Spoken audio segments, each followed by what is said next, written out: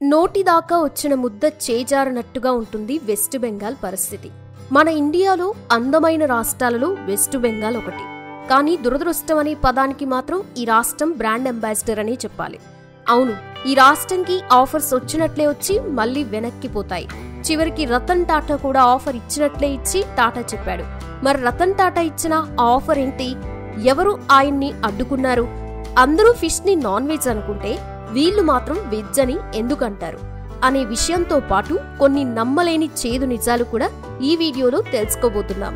So వీడియోని skip చేయకుండా end వరకు చూడండి, చాలా ఇంట్రెస్టింగ్ గా ఉంటుంది.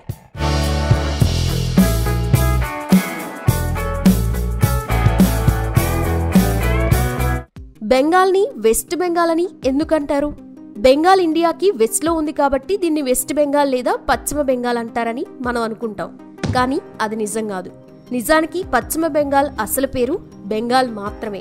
కానీ 1947లో ఇండియాకి స్వాతంత్ర్యం వచ్చినప్పుడు బెంగాల్ని మతాల ఆధారంగా 2 భాగాలుగా చేశారు. దాంట్లో హిందువులు ఎక్కువగా ఉండే పశ్చిమ భాగం భారత్లోకి వస్తే ముస్లింలు ఎక్కువగా ఉన్న తూర్పు భాగం పాకిస్తాన్కి ఇచ్చారు. దీన్ని అప్పట్లో ఈస్ట్ పాకిస్తాన్ అని పిలిచేవారు. కానీ అది తూర్పు పాకిస్తాన్ 1971లో ఇండియన్ ఆర్మీ సహాయంతో స్వతంత్ర బంగ్లాదేశ్గా ఏర్పడింది. ఇక అప్పటి నుండి తూర్పు బెంగాల్ భాగాన్ని బంగ్లాదేశ్గా, అలాగే పశ్చిమ భాగాన్ని పశ్చిమ బెంగాల్గా పిలవడం స్టార్ట్ చేశారనమాట.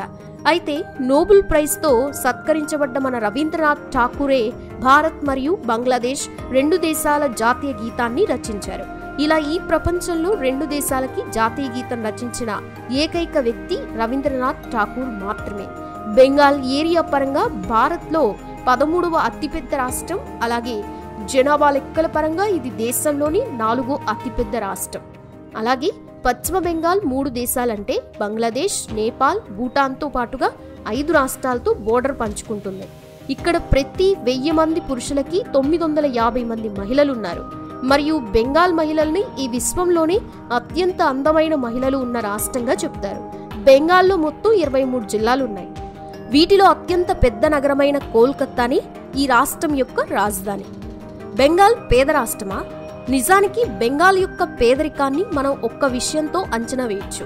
ఇండియాలో 4 లక్షల మంది బికారులు ఉంటే వారిలో 1,00,000 మంది అంటే 25% మంది బెంగాల్లోనే ఉంటారు. ఈ విషయాన్ని union ministry of social justice స్వయంగా చెబుతోంది. అంతేకాక 20,000కి పైగా బెంగాలీలు ఇలా చేతి రిక్షా నడుపుకుంటూ వారి కుటుంబాలని పోషించుకుంటున్నారంటే ఆలోచించండి వీరి దుర్భర జీవితాలేంటో. ఇక్కడ 75% మంది పావర్టీ లైన్ అంటే దారిద్ర్య రేఖ కిందే ఉంటారు. వీరికి ఎటువంటి ఉద్యోగాలు లేవు. నిజానికి భారతదేశంలో ఐటీ రంగాన్ని మొదలు పెట్టడానికి ముందుగా కలకత్తానే కంపెనీలు ఎంచుకున్నాయి. కానీ అప్పటి బెంగాల్ ముఖ్యమంత్రి జ్యోతి బసు ఈ అదృష్టాన్ని, అవకాశాన్ని కాలుతో తన్నినట్లు రిజెక్ట్ చేశారు. అవును, మీరు విన్నది అక్షరాల నిజం. అరే బాయ్, కంప్యూటర్ వచ్చేస్తే మనుషుల ఉద్యోగాలు పోతాయని ఆయన కామెడీగా అన్నారు. ఇంకేముంది, నెక్స్ట్ ఈ అవకాశం బెంగళూరుకి ఇచ్చారు. బెంగళూరు దాన్ని జాక్ పాట్ లాగా పట్టుకుంది. సో రియాలిటీ ఇప్పుడు మన కళ్ళ ముందు ఉంది. బెంగళూరు ఇలా మారిపోతే కలకత్తా మాత్రం అలాగే ఉండిపోయింది. ఈరోజు బెంగళూరు ఐటీ కంపెనీలలో 100 ఉద్యోగాల్లో 30 ఉద్యోగాలకి బెంగాలీలు అప్లై చేస్తారు. జ్యోతి బసు ఆ రోజు అలా చేసి ఉండకపోతే బెంగాల్ పరిస్థితి నేడు ఇలా ఉండేది కాదేమో. పశ్చిమ బెంగాల్ ఒక రాష్ట్రంగా 1947లో భారత్లో చేరింది. ఇక్కడ ప్రపంచంలోనే అతిపెద్ద మర్రి చెట్టు నేడు కూడా ఉంది. ఇది 1800వ సంవత్సరానికి పూర్వపుది అని చెబుతారు. ఇది దాదాపుగా 467 మీటర్ల పొడవు ఉంటుంది. మన దేశంలోనే అతిపెద్ద library the national library of India కూడా కోల్కతాలోనే ఉంది. దీన్ని 1891లో ది ఇంపీరియల్ లైబ్రరీ అనే పేరుతో ప్రారంభించారు. ఈ లైబ్రరీలో నేటికి 2.1 మిలియన్ పుస్తకాలు, 86,000 మ్యాప్స్, అలాగే 3,200 మాన్యూస్క్రిప్ట్స్ ఉన్నాయి. అలాగే 1806లో స్టేట్ బ్యాంక్ ఆఫ్ ఇండియా బెంగాల్లోనే ప్రారంభమైంది. అప్పుడు దాని పేరు ఇంపీరియల్ బ్యాంక్ అన్నమాట. ల్యాండ్ ఆఫ్ ఇన్కార్నేషన్ నిజానికి బెంగాల్ని పునర్జన్మకి సంబంధించిన భూమిగా చెబుతారు. ఈ భూమిపై జన్మించిన ఎందరో గొప్ప వ్యక్తులు సమాజ మార్పుకి, ప్రజల్ని చైతన్యపరిచి వారికి మంచి జ్ఞానాన్ని ఇవ్వడంలో తోడ్పడ్డారు. వారిలో కొందరు ప్రముఖులకి మీరు ఆల్రెడీ పెద్ద ఫ్యాన్స్ అయి ఉంటారు. వారెవరో తెలుసా? సుభాష్ చంద్రబోస్, స్వామి వివేకానంద, రవీంద్రనాథ్ ఠాకూర్. వీరందరూ మనకి బాగా సుపరిచితమే. అలాగే చాలా మంది బెంగాలీలు రాయడం పాడడం అంటే ఎక్కువగా ఇష్టపడతారు.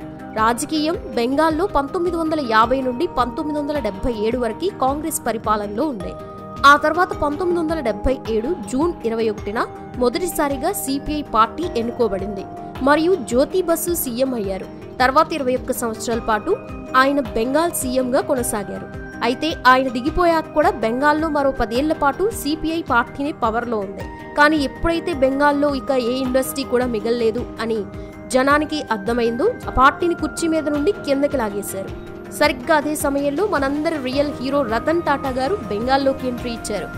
ఇక ఈ బెంగాల్ బరువుని ఎత్తుకుందామని ఆయన డిసైడ్ అయ్యారు.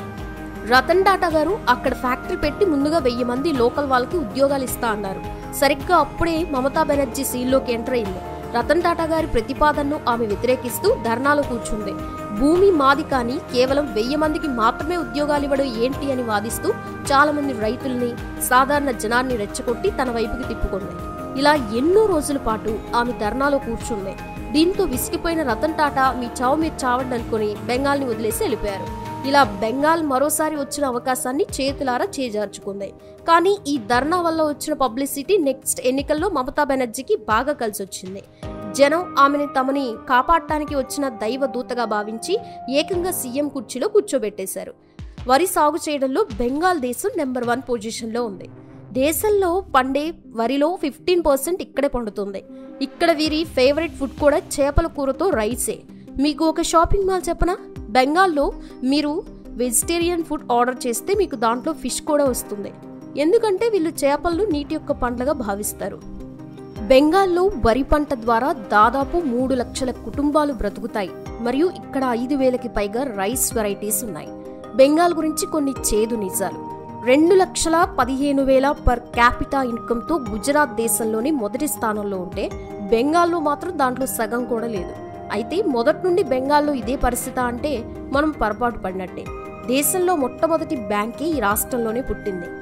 ఏ విదేశీ కంపెనీ అయినా ఇండియాలో సక్సెస్ అవ్వాలంటే బెంగాల్లోనే వ్యాపారం చేయాలని ఆలోచించేది. కానీ నేడు ఇదే రాష్ట్రం గురించి కొన్ని విషయాలు వింటే మన కళ్ళల్లో నీళ్లు తిరుగుతాయి. నేషనల్ క్రైమ్ రికార్డ్ బ్యూరో లెక్కల ప్రకారం దేశంలో మహిళల్ని ఎక్కువగా అమ్మేయడం, అలాగే చైల్డ్ ట్రాఫికింగ్ ఎక్కువగా జరిగే రాష్ట్రాల్లో వెస్ట్ బెంగాల్ ర్యాంక్ 1లో ఉంది. దీనికి ముఖ్య కారణం బెంగాల్లో నేటికి 75% మంది గ్రామాల్లో జీవించే అమాయక ప్రజలే. ఫ్రెండ్స్, దేశంలోని అన్ని రాష్ట్రాలు బాగుంటేనే దేశం ఎదుగుతుంది. గొప్ప గొప్ప మహాత్ములు పుట్టిన బెంగాల్ భూమికి మళ్ళీ పునర్వైభవం రావాలని మనమందరం కోరుకుందాం.